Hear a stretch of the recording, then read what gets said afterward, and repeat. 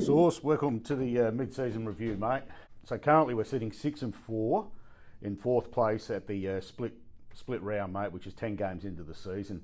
How does that match up with the goals you set at the start of the season, the 6 and 4? Yeah, I think coming in to every season, you aims to play finals footy, and obviously we're in a reasonable spot at the moment. As you mentioned, we're in fourth spot with a strong percentage, 6 and 4. I guess the big thing for me is we've shown we can match it with the better teams. We beat Adelaide out here, who were stacked on that day.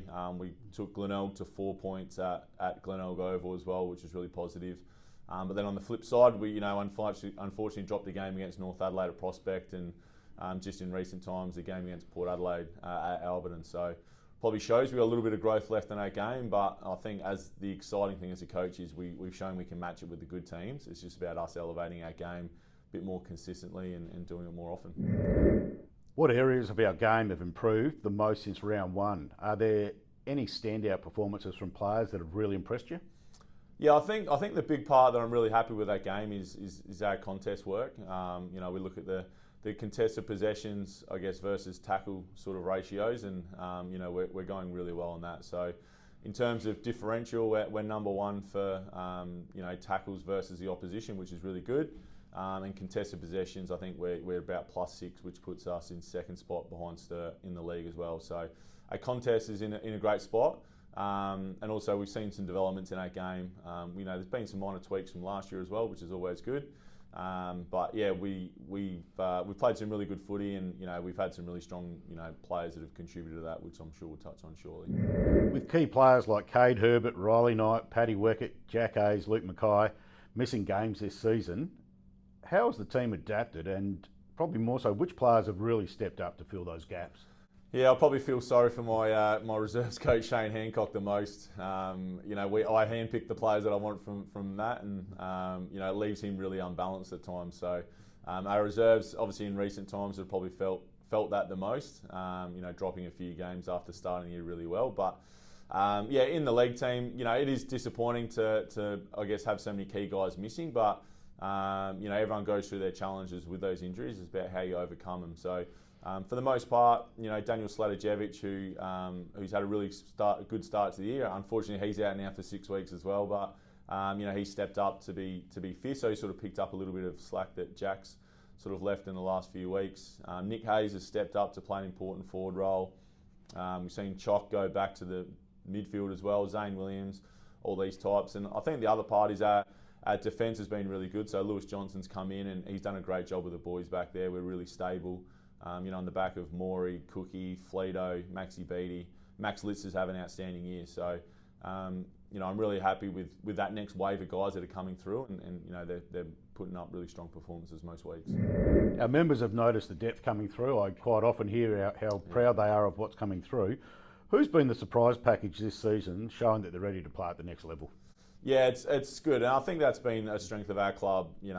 For our since the merger sort of thing. We've got really strong pathways. Chesty and Hamsy have done an outstanding job making sure there's always talent coming through, and they're all ready to go really. So yeah, for me it's probably Cade Herbert, Geordie Lukac, Jet Hastings, Lucas Cook, all these types of players. They're all homegrown, have come through our pathways, which has been really good. And then I guess we sort of handpicked blokes like Muchie and Geordie Moore and these types of guys to sort of complement what we have. But I think now we're sort of starting, not a transition phase, but you can sort of start to see the next wave of players coming through, and it's on the back of all those names that I mentioned, and like you said, Paddy Weckett up forward's a big part of that as well, who we haven't seen. So there's certainly a few other guys we want to have a look at as the year gets on. Source, we refer to you as a coach, but you're more so a people manager in this day and age of sports and elite sports. Just a question around how the group's holding up mentally, with obviously all the changes that we've had over the past 10 rounds, and what's the feeling in the team heading into the second half of the year? Yeah, I think probably the biggest factor is, or the biggest indicator of that is probably just your performances, and we're 10 games in, and I think we've probably only had one disappointing game against North Adelaide at Prospect, which we just weren't at the level. So outside of that, we've had 6 wins. And the loss has been by 1.4 points, 15 points as well. So that shows you that we're in the game every week, and it shows you're up for the fight. And that's on the back of the culture that we've created. And I guess as a coach, you do get credit for that, but it's the boys are the ones that have done the work. You know, they're putting in the work at Ottawa in pre-season. They come back here, they're connected. You know, they love playing together. They work hard. They do everything we ask. So, you know, I like to give the players the credit as they're the ones out there putting in the work. And, you know, regardless of, you know, a couple of injuries and all that sort of stuff, we got guys that step up, love the opportunity, and keep performing as well, which is a really positive thing for the club.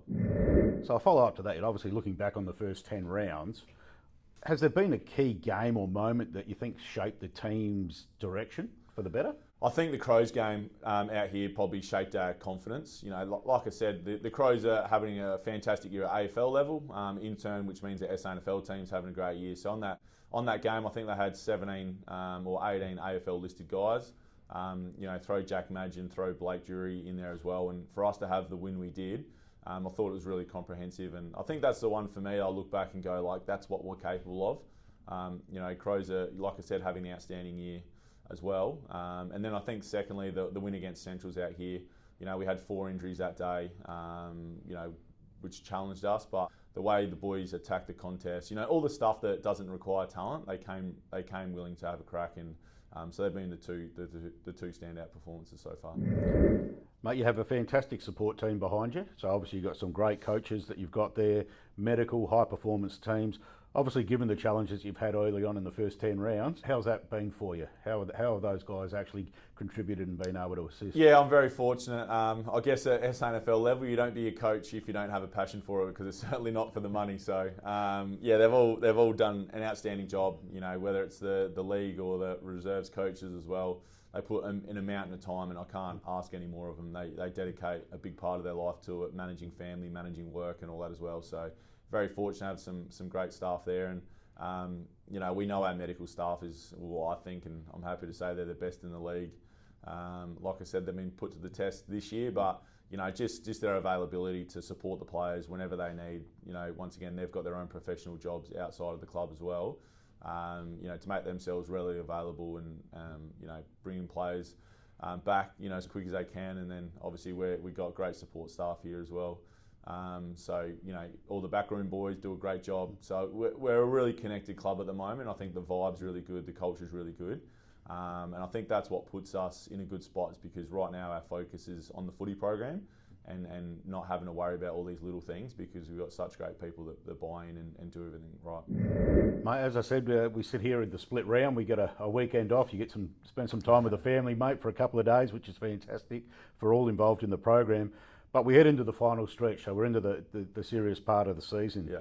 What's one thing that you're asking from the group to finish the season? What's the messaging? Yeah, it's a good question. Like I said to the boys last night, we had a really good training session out here, and I guess we incorporated a little bit of fun going into the bye this weekend. So they'll have the weekend off, and I really encourage them to have a break from footy if they can. I know a lot of guys will go back, watch local footy and watch more AFL, which is great, but it's really important they just switch off and recharge, because like you said, we've got a big 8 games to finish the year on the way home, and I guess I just want the players to, I guess, believe. You know, I think it's been, you know, we played finals last year, which was great, but you know, since we've had the ultimate success, you know, there's been sort of drop off towards the back end of the season, so we're aware of it. I just want this group to believe that, you know, we are good enough and they are capable. It's the way we respond. So I guess coming off the bye, we got Sturt, we got Adelaide as the first 2 weeks. So we're under no illusions. Sturt are undefeated. We're the last team to beat them at Unley Oval last year, and they're only their last regular season loss. So once again, we're capable of it and we can do it. And then obviously the Crows is a really good challenge. So you know, the result is obviously important, but I just want to see us come out and play how we want for as long as we can. So. This group's really capable, and you know, I'm really excited to hit this challenge head on and really give ourselves the best chance to hopefully have some success later in the year. As we get ready to sign off, Source, is there anything you want to say to the members? Oh, just thanks for everyone's support. You know, we're a club that's, you know, that built off the back of our support from members, fans, you know, family. You know, all our clubs. You know, we're really close to the women's program as well. Everyone supports each other really strongly, which. That's what I love about being a Woodville West Torrens, I guess, person.